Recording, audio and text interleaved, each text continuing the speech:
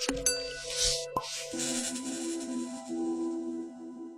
бацхан үзэгчдээ энэ удаагийн цаврал хичээл маань эхэлж байна. Та бүхэнд би өмнөх дугаар хэрхэн хэлбэр аргаар юуп хийхийг зааж өгсөн бол энэ удаад цамц хэрхэн хийхийг зааж өгөхөөр бэлтгэлээ. За одоо орох материал маань бол хааш хаашаага метр 50 өргөнтөө дөрвөлжин материалыг дөрөв давхарлаад ингэ нуулсан байна. Өнгийн юм уу эсвэл эсрэг өнгийн манжат байх хэрэгтэй. Манжат маань болохоор өнгө дагав байна. Энэ суналттай манжат ерөнхийдөө. За би энэ удаад манекен буюу одоо энэ S size-ийн арзмарын манекен дээр боди дээр ерөнхийдөө хэмжээгээ авч толгуурлын эсвүрээ гаргаад та бүхэн заахаар бэлдсэн байгаа. За хамгийн ихний хэмжээ бол цээжний тойрог буюу яг хөхний хамгийн тогуур цэгээр хэмжээ авах байгаа. За энэ манекен маань болохоор жижиг хөмсгөлтэй учраас 84 байна. Мэдээж та бүхний өөрсдийн бас цээжний тойрог хүн хүнийг бас өөр байдаг. За энийг дөрөвт хуваана. Яг үл би материалаа дөрөв давхарлсан байгаа учраас дөрөвтэй хуваагаад дээр нь 4 см юм уу 6 см-ийг нэмнэ. Тэр нэмж байгаа тоо маань болохоор ерөөхдөө сулын зай гэсэн хөдөлгөөнд. За ингээд дөрөвт хуваахаар миний хэмжээ маань ойролцоогоор 19 болж байна. За энэ 19-ийг битүү талаас эхэлнэ. Нийт авсан хэмжээний 4 хуваасан дээрээ за би 6-г нэмчихэд ирнэ. 1 2 3 4 5 6 25. За ингээд зурнаа битүү талаасаа эхэлж хэмжинэ. За цамцныхаа уртыг одоо тодорхойлж өгөх хэрэгтэй. Хүний биен дээр бол хүзүүний арын товгор яс гэж хэлдэг байгаа энэ. Энэ товгор ясан дээрээ метрээ байрлуулад доошоо за үзэгний төвшнгөөр хүртэл татсан цамц хийгээл энэ хүртэл ингээ аавна. 56. За нөгөө адил нөгөө нугалцсан битүү 4 давхар нугалсан энэ битүү энэ ирнээсээ доошо 56-гаа авна гэсэн үг. Ерөнхийдөө нийт цамцны маань бэлэн байх уртна. За ингээд ерөнхийдөө тэгш өнцөгт үсгчнэ доошо нөө. Дээр авсан энэ хэмжээг бас эмтэлтэй ингээд аваад хайрцаг шиг тэгш өнцөгт үсгэн гэсэн үг. За муу адилын битүү талаасаа ханцааны уртыг ингэж авах байгаа. Яг энэ битүү ирмэгээ дагуулan ингэж авах хэрэгтэй байгаа. За энэ хэмжээ маань болохоор яг хүний биен дээр бол ингэж аавна. Арын энэ товгор яс буюу энэ яснаасаа доошоо авна гэсэн үг. Ерөнхийдөө ингэж энэ товгор ясаа дариулаад мөрөө дариулаад ерөнхийдөө энэ хүртэл авъя гэж үтэй. За тэгэх юм бол 70 байна минийх. За энэ дээр 1 см эхэллээ. Ийшээ 70-га хэмжинэ гэсэн. Метр 50 энтэй метр 50 урттай материал маань кавдрат ерөнхийдөө материал маань болохоор яг хүрчин гэсэн үг. Яг ингээд нуглаад байхаар ханцуу. Зарим тохиолдолд нарийн энтэй материал бол заавал ханцууны удаа залгаа гардаг байгаа. Энэ удаад болохоор урт цамц маань яг материаландаа ингээд харчлаа. Бугууны хэмжээ хэрэгтэй. Бугуу гэхээр яг гар маань ингэж орох хэрэгтэй. Энэ гар маань орж байгаа хэмжээг л ерөнхийдөө авчиж болно. За 20 байна. За 2 нугалнаа нэг. Яагаад 2 нугална гэхээр энэ байна ингээ 2 давхар нэхлэн ханцсан. Энэ нөгөө талын ханцсан. Нийт ингээ 2 гар маань явчих гэсэн. За 20 гэдэг чинь хараар. За муу адил одоо энэ сугнаас эндээс бүрний цэгээсээ сугны энэ ухлаацсны цэг хүртэл яаж авах вэ гэхээр цээжний тойрогоо дөрөвт хуваагаад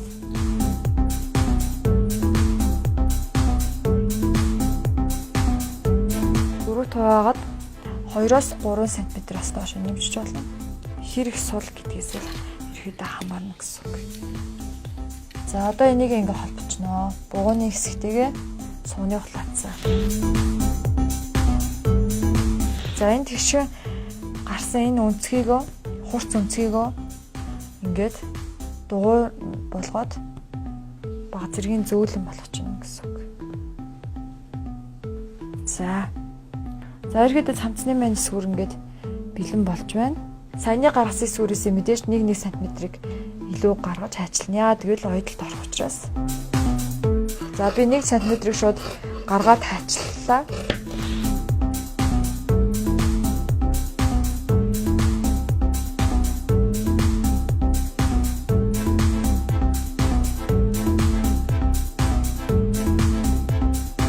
За одоо зүүнүүдээ авч болно.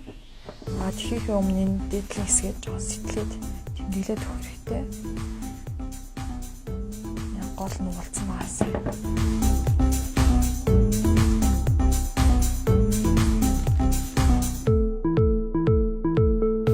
За энэ сэтэлсэн маань сэтэлгийн маань энд явж байна.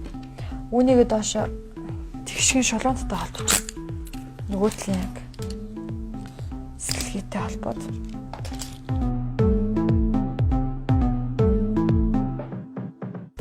за нэг ингээд харахын боломжтой дахиад нэг давхар доор нь байгаа тийм учраас эхний дан давхрыг ингээд авчин хайчилж ийн гэсэн үг. Дундуур нь салгаад өгнө гэсэн үг.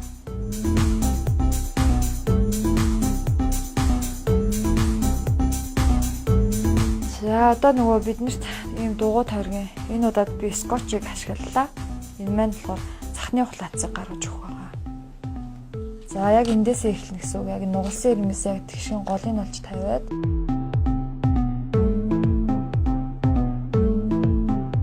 эндээс нэг 15 см 10 см-аар авчи би. Шууд ингээд дугуурлаад толгоно.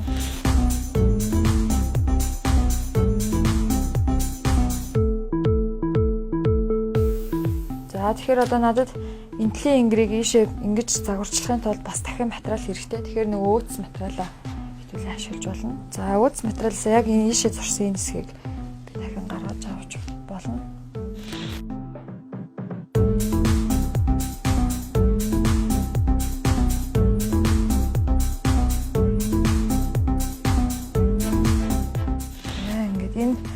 Гурвалжаа ингэр маань 2 ширхэг надад байх хэвээр. Яг бол ингэр маань хоорондоо загвар нь болохоор зурж уулзах юм. За энэгийн материалын бас сугны доотлоос гарсан өөцөөрөө дахиад хэсгээд авч болно.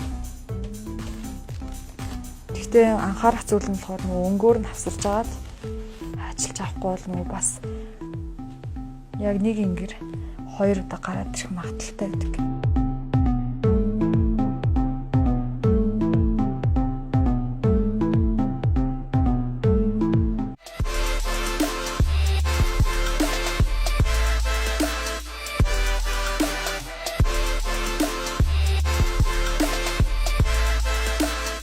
За одоо бүгдээрээ ингээд ойж эхэлнэ.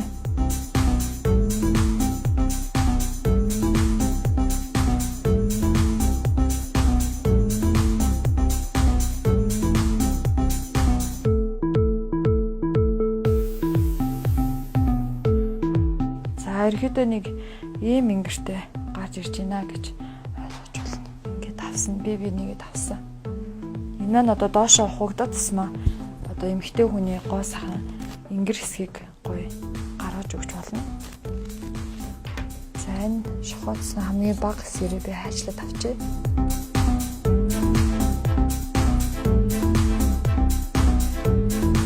Скотчны хэлбэр маань болохоор яг дээр нь тийм ээ.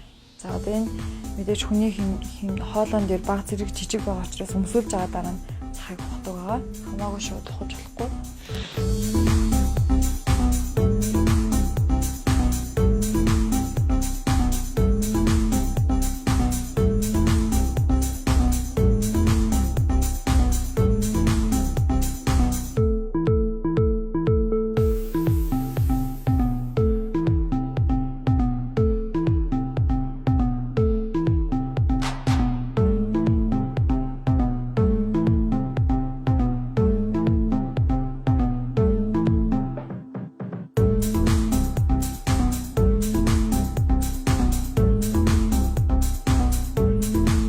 За цамт маань ингээд ерөөхдөө оёгдоод хэрэгсний машинаар хэрэгдээд ерөөхдөө бэлэн болох шатандаа орсон байна.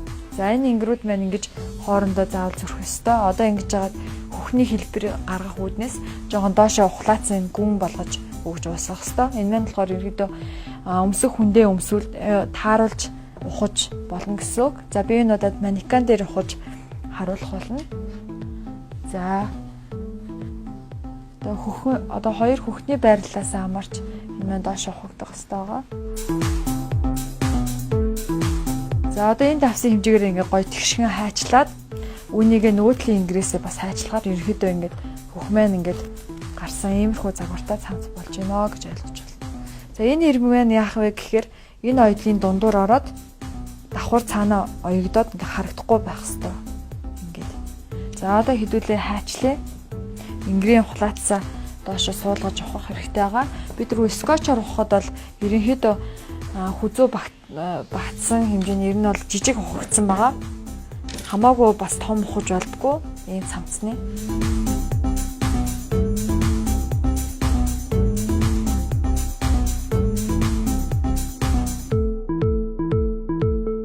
За нөгөө анх ухсан хэмжээ маань энд. За энийгээ ингээд баг зэргийн томсгож хайлшилж байгаа. Бас их хойшоо ухаж болохгүй байгаа. Тийм бол цамц маань хойшоо цэлхийгээд татагдаад идэг. За одоо энэ хэмжээгээ энэ дээр энэ талын нөгөө талын зурж байгаа ингэр дээрээ тавиад хайчилчихна гэсэн үг.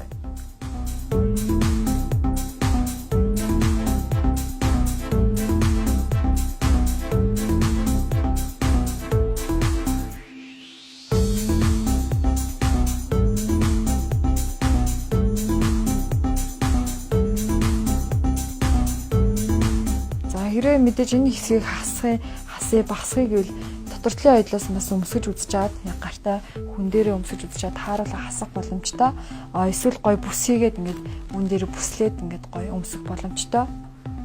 За одоо хэдүүлээ манжаатын энэ холбож оё. За ингээд бэлэн байх манжат маань эннийхээ ирмгээр 1 см ах хэвээр. Оёгдох 1 см бас байх хэвээр. Тэгэхээр нийт 4 см байгаа энэ дээрээ. Яагаад вэ гэхээр нугалж оёх учраас.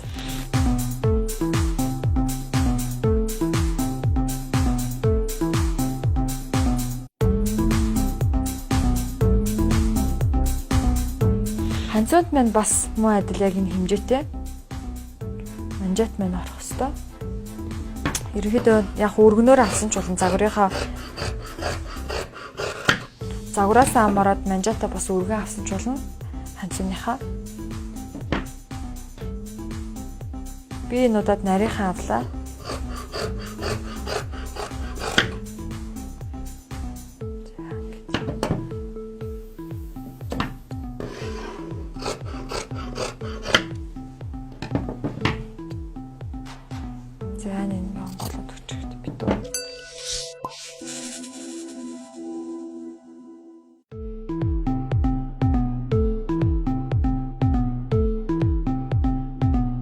За ерөөдөө ингэр маань ингээд татагдаж оёгдож байна. Баг зэргийн нэг хүчтэй татагдахгүй. Одоо ингээд татхад иймэрхүү ингэрдээ гой сууж хүүднээс би ингээд нугалж ойсон байгаа. Манжатайгаа 4 см-ийн өргөнтөө хайчлаад дундуур нь нугалахаар 2 см өргөнтөө болно. Хоёрыгоо дундуур нь дахиад үүнтэйг адилхан ингээд дарж оёхоор 1 см өргөнтөө тууз гарч ирнэ гэсэн үг. За ахлын татах вэ гэхээр энэ ирмэн ингээд сунцсан байгаа учраас энийг баг зэргийн ингээд татс хийгээд явна. Ингээд баг зэргийн татаж байна.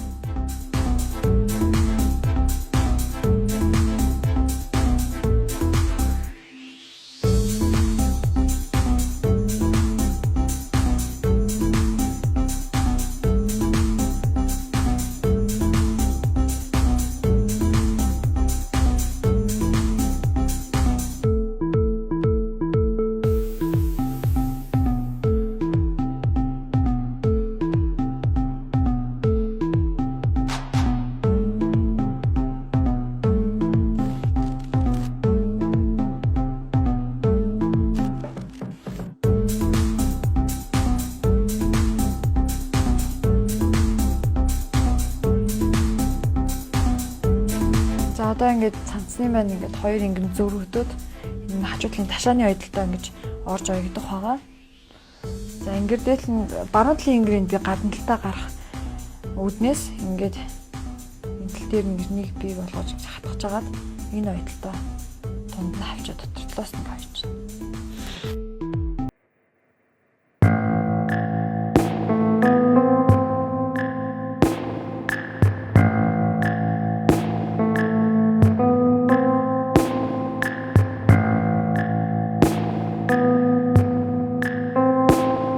Хүнд маань бас өргөн хийж олон цагуураас амаарад өргөн бөгөөд бас ингээд суналцдаг уртаа хийж болно. Мөн эсвэл доошоо урт хийгээд бүсэлдэг хийсэн ч болно.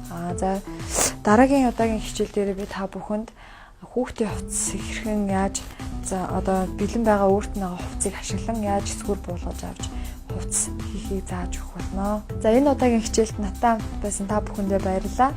Дараагийн дугаараар уулзлаа. Түр баяртай.